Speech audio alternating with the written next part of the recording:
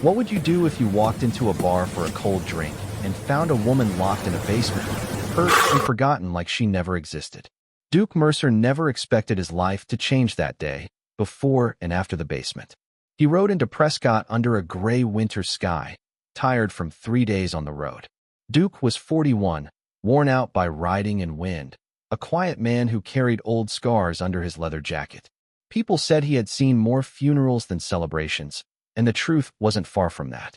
His motorcycle rumbled slowly through the empty streets as he reached the Dusty Rose Tavern just after sunset. The bar looked forgotten. The neon sign flickered with half its letters dead. Paint peeled from the wooden front like old skin. A few motorcycles sat parked outside, covered in road dust. No music played. No laughter echoed. Only silence lived there. The man behind the bar was thick in the shoulders, greasy around the collar, and sweating despite the cold. He wiped glasses with a dirty cloth and tried to smile. "You need something?" "Whiskey." "Neat." Duke didn't like the bartender's eyes. Something cold sat beneath them. But he came for a drink, nothing more. He sat down on a stool and waited. The bar felt too quiet, like even the shadows didn't want to move. When the bartender turned to grab the bottle, Duke heard it. A sound from somewhere below, faint, muffled. Wrong. A thump, then silence. "You got a basement?" Duke asked. The bartender's jaw tightened. "Storage. Nothing you need to worry about." Duke didn't answer. He took the whiskey when it came, drank it slowly, and listened. Another sound. Softer this time. Like someone trying not to be heard. He stood. "I need to use your restroom." "Out back." "I'll find it." He walked toward the back of the bar, boots heavy on warped floorboards. He found a door near the kitchen with a rusted lock hanging open. He pushed it wide. Stairs went down into darkness. The smell rose up first. Mold, urine, and something sharper. Sweat, fear, blood if you knew the smell. Duke pulled a flashlight from his vest and stepped down. At the bottom, the light cut through shadows. She was there. A woman sat chained to a support beam, wrists raw and bleeding. Her clothes were torn and filthy. Her hair hung in tangled knots. Her face was covered in bruises, purple, yellow, green. One eye was swollen shut. A cut across her lip had scabbed over dark. She looked up at him slowly, scared, exhausted, and said nothing. Duke knelt. His voice came gentle. "You hurt bad." She flinched, but didn't pull away. Her mouth moved like she wanted to speak, but nothing came. A board creaked behind him. Duke turned fast. The bartender stood at the top of the stairs holding a shotgun. "She's mine," the man said. "Found her stealing from my cash register 2 months back. This is how she repays me." Duke's voice stayed level. "You got her chained like an animal. She's wild. Tried to run 3 times." Duke stood slowly. "I'm taking her out of here." The bartender pumped the shotgun. "You're not." Duke moved. He dove left as the blast tore through the air. Wood exploded from the railing. Duke came up fast, pulling the knife from his belt. He threw it hard. The blade sank into the bartender's shoulder. The shotgun clattered down. The man screamed. Duke didn't follow. He returned to the woman, crouching beside her. "I'm going to get you loose." She trembled, but didn't fight when he pulled a small crowbar from his jacket and worked at the chain. The metal was old, rusty, stubborn. It gave with a sharp crack. When he lifted her, she weighed almost nothing, like grief held together by breath alone. Duke carried her up the stairs, past the bartender groaning on the floor, past the empty bar, past the dead neon sign. He set her on the back of his motorcycle, wrapped his leather jacket around her shoulders, and started the engine. They rode into the night without looking back. She didn't speak. He didn't ask her name. Some names were buried deep, waiting to be earned again. They rode through the cold desert until the moon hung high. By midnight, they reached an old motel outside Kingman. Duke paid cash for a room. He ran warm water in the sink and handed her a clean towel. She took it with shaking hands. He bought food from a vending machine. She didn't reach for it at first. He left it on the table and turned his back. After a long moment, he heard her eat slowly, like each bite needed permission. That night, she didn't sleep. Her eyes stayed open, watching every shadow. Duke pretended to rest, but stayed alert, knowing the danger wasn't done. By the 3rd day, she could stand without swaying. On the 4th day, she no longer flinched when he moved near. On the 5th, her voice finally rose, rough and broken. "Name's Sienna." Duke nodded once. She washed her face that night until the water ran brown. When she asked where they were going, Duke said, "I got a place outside Flagstaff. Small, quiet. No one comes around unless they got business." "Why are you helping me?" she asked. Duke stared out the window. A man who keeps riding when something wrong is happening is already dead, just doesn't know it yet. Sienna didn't answer, but the next morning, she walked to the motorcycle herself. By evening, they reached Duke's property, a small cabin tucked among ponderosa pines, where the air smelled clean. He showed her the spare room. She stood in the doorway a long time before stepping inside. Duke didn't ask her to stay. He didn't need to. She slept for 2 days straight. Then the real story began. Duke knew the quiet wouldn't last. Sienna moved through the cabin like someone learning how to be human again. She cleaned dishes with careful hands, fed the chickens even when her arms shook, washed her wounds with hydrogen peroxide and hissed when it burned. She spoke little, but her eyes watched everything like she expected the basement to reappear beneath her feet. Duke gave her space. He didn't ask what had happened. She didn't ask why he helped her. They worked side by side in the long, cold days, but there was always something between them: fear, memory, or maybe the start of something stronger. Then one morning, she was gone. Duke saw the empty chair first, his truck missing. Sienna's tracks headed south. He followed fast on his motorcycle, heart tight in his chest, not from anger, but a strange worry he didn't know how to name. He found her parked on a ridge overlooking Prescott. She wasn't running. She was watching the town. "I didn't come to go back," she said. "I came to see if he's still breathing." Duke's voice stayed even. "You thinking to finish him?" "I'm thinking I need to know if he died on his own." She stared at the lights below. "I can't live knowing he might still be there." Duke didn't try to stop her. Some things needed facing. They drove into town together. The bar looked darker than before. Duke kicked in the door. Inside, the air was thick with rot. Bottles covered the floor. Blood smeared on the walls. A young woman, maybe 19, huddled behind the bar, holding a broken bottle. "You came back?" she rasped. Sienna froze. Duke stepped slightly in front of her. "Where is he?" Sienna asked. The girl coughed. "Hospital. Infection from the knife wound. Said he'd be back with cops. Said you'd pay for getting loose." Sienna stepped forward. "Did you know I was down there?" The girl's eyes dropped. "I heard you. I brought you water once, but he said if I told anyone, he'd put me down there, too." Sienna's fingers twitched. Her breathing shook. Duke moved between them carefully. "Enough." Sienna stared at the girl for a long moment. Then her hand loosened. Her eyes turned cold. Not angry, just done. They left her there, the bar silent behind them. That night, back at the cabin, Sienna scrubbed herself in the shower until the water ran cold. Duke waited outside by the fire. When she stepped out, hair still wet, she stared into the flames. "I'm not afraid of him," she said. Duke nodded. "I know, but I need to know how to make him afraid of me." Duke met her eyes. Something had settled in her. Something steady, controlled, and dangerous. "Then we start tomorrow." The next days changed everything. They trained from before sunrise. Duke taught her how to handle a pistol, how to brace her wrist so the kick wouldn't throw her aim. She learned fast. Steady hand, quiet breath, cold focus. "You miss your first shot," Duke said. "You better be ready with something sharper." She nodded and fired again, hitting a pine cone dead center. They practiced with knives, too. Duke taught her how to stand, how to move, how to strike with precision. She listened to every word. No fear, no hesitation. They set traps around the property. Trip wires, pressure plates, a false step on the porch. Duke made her reset each one blindfolded. "Know your ground better than the men who want to take it," he said. She repeated his lesson until she could rebuild each trap in the dark.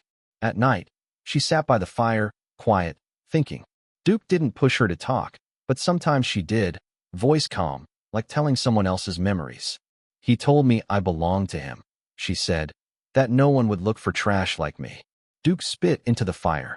"He won't be telling anyone anything when you're done." She didn't smile, but her eyes softened just a little. Then one afternoon, a truck appeared on the road. 2 men climbed out. Duke met them first, standing easy but ready. The first man was lean, tattoo running down his neck. "We're looking for someone," he said. "Woman, short, dark hair, rode off with a biker about a month back." Duke didn't answer. The man smirked. "Name's Ray. I'm the bartender's brother. He's out of the hospital now.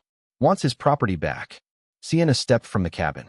Her face had healed some, but her eyes were cold fire. Ray's smile died. Before he could finish, Sienna spoke. "Tell your brother I'll come find him, not the other way around." Ray swallowed, fear flickering behind his eyes. He climbed back in the truck. They drove off fast. Duke looked at her carefully. "That was a choice. I made it. You could have shot him. That would have been mercy." Duke didn't argue. If you believe in the power of observation, in trusting your gut feelings, and in the courage it takes to speak up when something feels wrong, then pause for a moment. Like, comment, share, and subscribe. Tell us in the comments where you're watching from today, because this story will remind you that heroes come in all sizes, and sometimes the smallest voices carry the most important messages. 2 days later, they found signs near the property line. Boot prints, cigarette butts, someone watching. "He's testing us," Duke said. Sienna crouched low. "He wants us to chase." "We won't." "No," she said. "He'll come here." They made the cabin stronger, reinforced the doors, lined the windows with boards. Sienna wore a pistol low on her hip, now moving like someone who had finally stepped into her own shadow. Then at dusk 3 days later, headlights appeared. 2 trucks, for men. Ray at the front. Sienna stepped forward beside Duke, calm as the settling dusk. "They think I'm still afraid," she said quietly. Duke looked at her. "Are you?" She didn't answer because she didn't have to.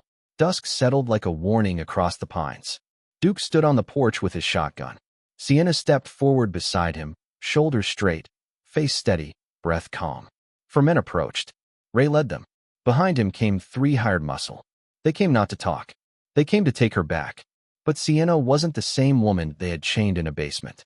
Ray called out, "We're here for the girl. Hand her over, and maybe we leave you breathing." Sienna stepped into the open yard. The breeze lifted her hair. "Then come take me," she said. Ray grinned, cruel and sure. He thought she was bluffing. He thought she was still weak. He thought wrong. His hand dropped toward his gun. Too slow. A single shot cracked through the air. Ray's hat flew from his head. The bullet had shaved a line across his temple, close enough to take skin. Duke blinked. He hadn't fired. It was Sienna. The 3 hired men jerked back. Before one could run, Duke fired once, buckshot catching him in the chest. The man dropped hard. Another dove behind the truck. He didn't see the tripwire. It caught his ankle. Duke fired again. The man went down screaming. The third tried to circle around. He stepped on the false board. A hidden spike drove through his boot. He howled and collapsed. Ray stumbled behind the truck, holding his bleeding temple. Sienna walked toward him slowly, steady, cold, not shaking, not afraid. Duke followed behind her, but Sienna didn't need him now. This was her storm, her reckoning. Ray tried to lift his pistol. "You crazy," her bullet hit his shoulder. He spun, fell, crawled in the dirt. "You should have died in that basement," he rasped. Sienna kept walking. "You held me there for 2 months," she said. "And you smiled while I begged." He tried to crawl backward. "I was just helping my brother. It wasn't my idea." Sienna knelt beside him. "You enjoyed it. That's what makes you worse." Ray sobbed as she lifted her pistol, but she didn't let him beg. She fired once. His body sagged still.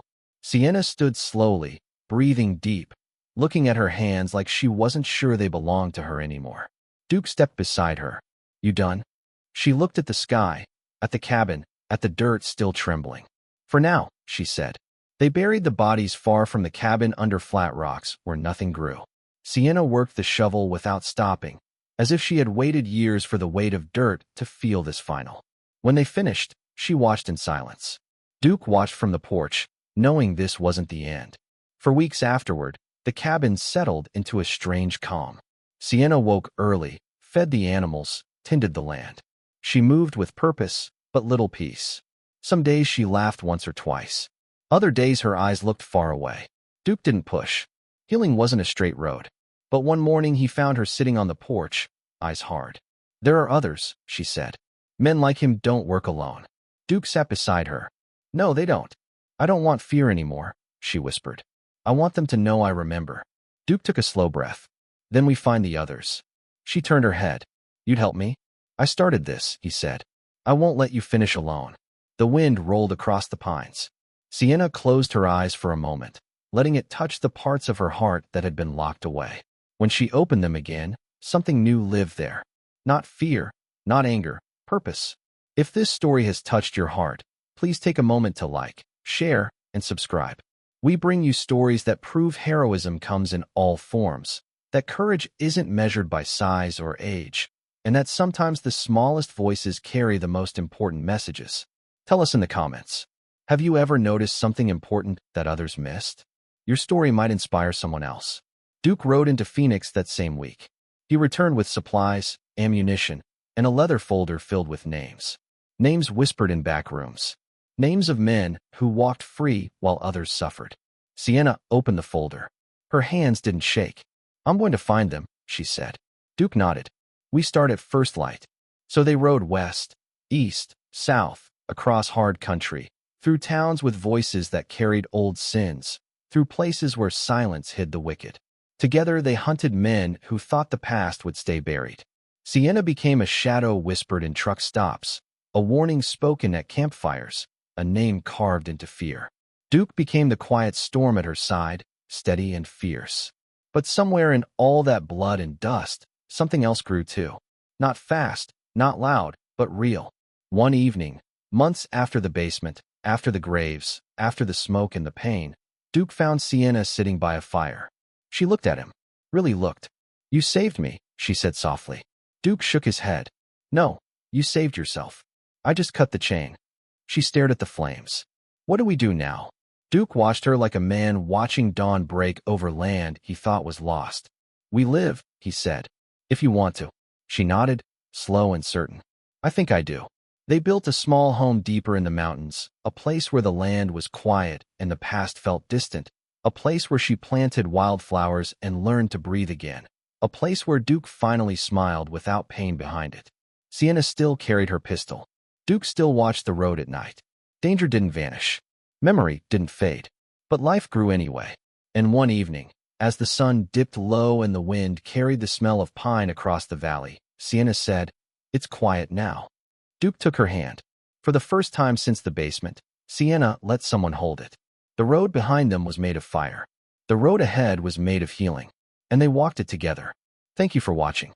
If this story reminded you to trust your gut feelings, to speak up when something feels wrong, and to never underestimate the power of paying attention, please share it.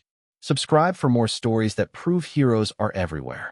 Courage comes in all forms, and sometimes the smallest person in the room has the biggest impact. Tell us in the comments, what would you have done in Duke's place?